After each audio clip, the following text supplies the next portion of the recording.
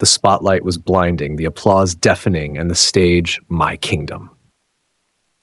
Those moments, bathed in light and adoration, were what I lived for. The swell of the orchestra, the rhythm of my body answering its call, it was perfection. It was mine. That night at the Bellagio should have been another triumph, another jewel in my crown. But it wasn't. One misstep. One cruel moment where my body betrayed me. Misplaced trust in a limb I had pushed too far, too hard, for too long. I still hear the audience's gasp, the sound of hundreds holding their breath, the collective intake like a wave crashing against me. Pity, horror, disbelief, and beneath it all, that deafening crack. Bone against wood. Louder than the applause had ever been. Sharper. Final. 15 years of mastery, ballet, jazz, contemporary, reduced to nothing in an instant. Vegas was a dream, once, a city of infinite possibilities where lights dazzled and crowds adored. But after that night, it became a suffocating tomb. The neon brilliance mocked me, each glittering bulb a cruel reminder of what I had lost. Depression came first, creeping in with its suffocating weight, then the pills, dulling the pain but numbing everything else along with it. I spiraled, my savings vanishing into the black hole of endless medical bills. A ghost, forgotten in a city that celebrates only the next spectacle, never pausing to mourn. When I finally left, it wasn't triumph or hope that drove me, but exhaustion. I drove down Route 66, the desert stretching endless before me, the wind clawing at my skin. It didn't feel freeing, not really. It felt like giving up. But at least the glittering monstrosity of Vegas shrank in my rearview mirror, just a shimmering mirage, the hollow shell of a dream I once chased, a dream I could no longer afford to believe in. And yet, somewhere deep inside, beneath the weariness, a faint flicker remains. Not hope, not yet, but a determination. Not to win, not to reclaim what I've lost, but simply to keep going. For now, the cracked asphalt is enough. The horizon stretches wide and empty, and perhaps, just perhaps, there is something waiting out there beyond the dust, something worth the drive. The Wigwam Motel loomed in the distance, its teepee-shaped rooms stark against the desert's twilight hues, the sky bled shades of amber and indigo casting long, haunting shadows over the sand. A neon sign sputtered erratically, Wigwam Motel vacancy, its light fighting a losing battle against the encroaching darkness. It looked like it hadn't been touched in decades. Some tepees leaned precariously, their faded paint peeling like forgotten memories left too long in the sun. The air was thick with the scent of sagebrush, undercut by a sharp metallic tang that lingered at the back of the throat, unplaceable yet unnervingly distinct. I stepped out of the car, gripping my cane. Each step was a deliberate act, a cruel reminder of what I had lost and what I might never regain. The gravel crunched beneath my boots, unnaturally loud in the still, heavy quiet. It was as if the world held its breath. The office door creaked open on rusted hinges, revealing a cramped space cluttered with relics from another time. Dream catchers swayed gently from invisible currents, faded postcards curled at their edges, and a clock on the far wall sat frozen at 3 a.m. Its hands pointed with an almost accusatory stillness, as if daring anyone to question its permanence. Behind the counter stood an old man, his cowboy hat tilted low, the brim casting shadows over his face. Yet his eyes, sharp, unwavering, caught the dim light, cutting through me with an intensity that made my skin crawl. "You here for the job?" he asked, his voice a gravelly drawl that matched the grit of the desert outside. "Night manager, right?" I replied, though my voice sounded hollow in my own ears. He nodded without a smile, his hands steady as he slid a set of keys across the counter.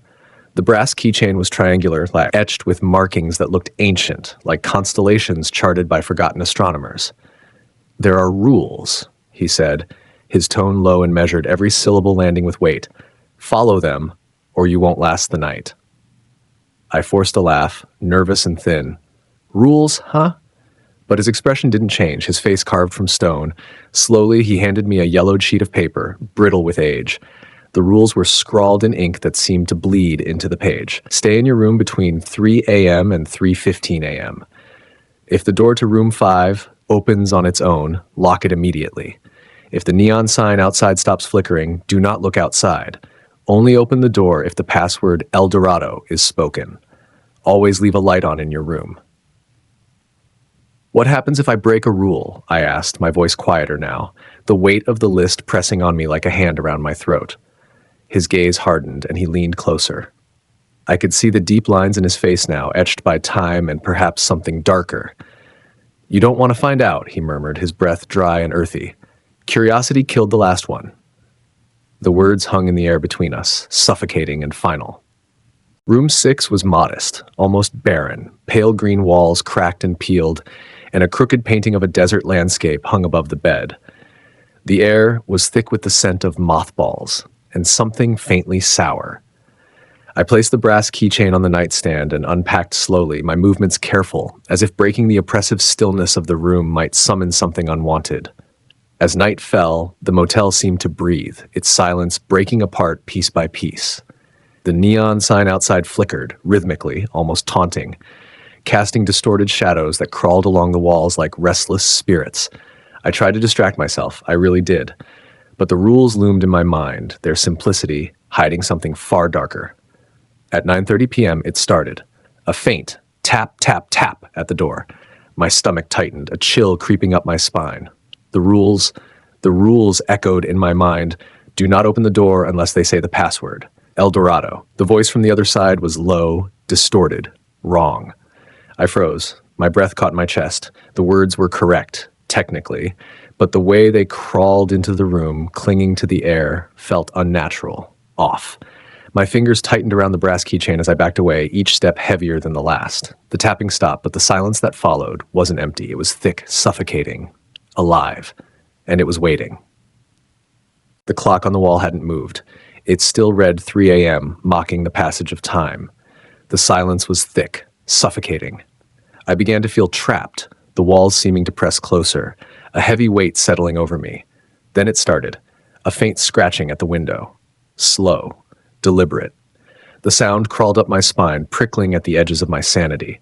My heart began to pound in my chest, the thud of it the only sound breaking through the oppressive stillness. My fingers trembled as I reached for the curtain, drawing it back just a sliver. A figure stood at the edge of the parking lot, shrouded in the dim light. Human, but wrong. Its limbs stretched unnaturally, too long for its frame. It stood rigid, unnervingly still. The curtain fell back into place, and I stumbled away, my breath shallow and unsteady. The rules. They didn't mention anything about figures outside. Was it looking at me? Could it see me? Then the neon sign stopped flickering. The faint hum of its light ceased, plunging the room into a deeper, more ominous silence. I couldn't resist. Curiosity, dread, both pulled at me. I peeked outside again, unable to stop myself. The figure was closer, just feet from my window now. Its outline shimmered, the air around it rippling like heat waves. My stomach churned, a cold dread seeping into my bones. Then a loud knock shattered the stillness, sharp and jarring. I stumbled back, a gasp escaping my lips. My hands clutched at the brass keychain hanging from my belt loop. The etched symbols glowed faintly now, a pulsing light that seemed to breathe in rhythm with my terror. El Dorado, a voice hissed, the sound slithering through the room like smoke. I ignored it. I couldn't move, couldn't think. My fear was mounting, suffocating me. My eyes darted to my hand and froze. The keychain was gone. It sat on the floor by the door, untouched yet glowing with a sinister light. My breath caught in my throat as a horrifying realization washed over me. Something was inside with me. The room grew colder, the air heavy with an unnatural presence. Shadows stretched unnaturally across the walls, curling, twisting like living things. From the corner, something moved, a dark mass, shifting, gliding toward me. It wasn't human, it wasn't even solid. It moved with an alien grace, as if underwater, its every motion fluid yet unnatural. Its face, or what should have been a face, was a void, a black hole, drinking in light, radiating nothing but dread. El Dorado, it whispered, mocking, a chorus of voices overlapping, guttural and eerie, each word reverberating in a surreal echo that crawled under my skin. I stumbled back. My hand, trembling, gripped the keychain. The symbols carved into it began to glow, their light pulsing brighter. The shadow recoiled, slightly, but it didn't leave. Instead, it shifted, its form twisted, morphing into something vaguely familiar. My chest tightened. It was me, distorted, broken, grinning. The shadow convulsed, warping and stretching until it became something wrong. A grotesque, twisted reflection of me, limping. every movement a grotesque mimicry of my own. Its voice slithered out, familiar yet deformed, layered and reverberating, a mockery of my very soul. You can't escape yourself. The words hung in the air like a noose tightening around my throat. The motel room around me bled away, dissolving into nothingness. In its place stretched an infinite wasteland of black sand, writhing under a restless gray sky. The air was thick, choking, oppressive. And there it was, standing before me. It, my doppelganger. Its hollow eyes bored into mine, an abyss of pity and malice intertwined. It knew me. It was me. No, I stammered, my voice barely more than a whisper. Why? Why are you doing this? Its lips curled into a facsimile of a smile, the sound that followed deep, slow, and deliberate, a voice soaked in disdain and inevitability. This is where you've always been. The words hit me like a hammer to the chest, shattering whatever courage I thought I had. The black sand beneath my feet began to shift, liquefying, pulling me down with a slow, cruel deliberation. My knees buckled as I tried to resist, the brass keychain searing my palm, its faint light flickering, barely holding the dark at bay. The doppelganger stepped closer, each word a scalpel, peeling away my sanity. You chose this. Its tone softened, pity dripping from the edges like blood from a blade. It loomed closer, impossibly tall now, as I sank deeper into the sand. The keychain's light sputtered, and the cold breath of the void swallowed me whole. The motel was gone. The sand swallowed me whole, and the keychain's light was finally extinguished. A chorus of whispers filled the void. You belong to us now. When I awoke, I was back in room 6. The clock still read 3 a.m., its hands unmoving. The keychain sat on the nightstand, cold and lifeless. The rules were still there, mocking me with their simplicity. I glanced at the door, now ajar. The parking lot beyond was empty, but I could feel eyes watching from the darkness. The motel wasn't a place, it was a trap, a reflection of the prison I had built within myself. Quiet, almost whispered. And I knew then there was no escape.